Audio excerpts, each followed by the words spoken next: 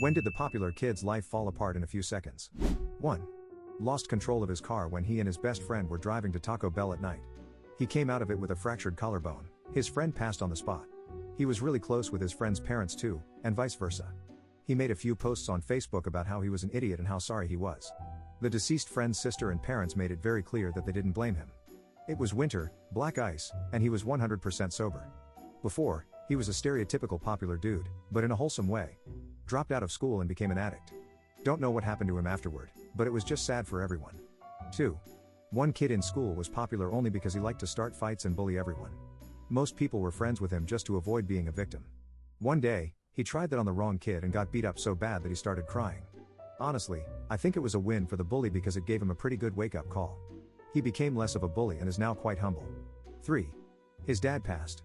It was really crappy. Before that, he was popular but also smart, motivated, a great athlete, and actually a great person. As much as you can be when you're 15.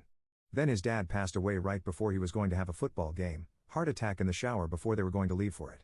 We heard about it later, and from there, everything seemed to decline. He became angry, as you'd expect, and looking back, you'd expect a decline at first. But he just spiraled deeper and deeper. We didn't see him for a while. When I did catch up with him later in high school, he was so deep into addiction his brain literally seemed fried. It was sad for every reason. 4. 3 popular kids went swimming in a quarry. Only 2 came out. It sucks because the one who didn't make it out was popular for all the right reasons. He was a genuinely good dude. I was the weird kid, but his locker was right next to mine, and he was friendly every single day to every single person. 5. When he hit a state trooper on the freeway while the trooper was out of his car trying to remove debris from the road. 6. I actually ran into one of the super popular kids at the local bar when I came home from college. She would never give me the time of day in high school, and I was sure she didn't even know I existed. But she approached me at the bar, super drunk, and said, "Hey, didn't I go to high school with you?"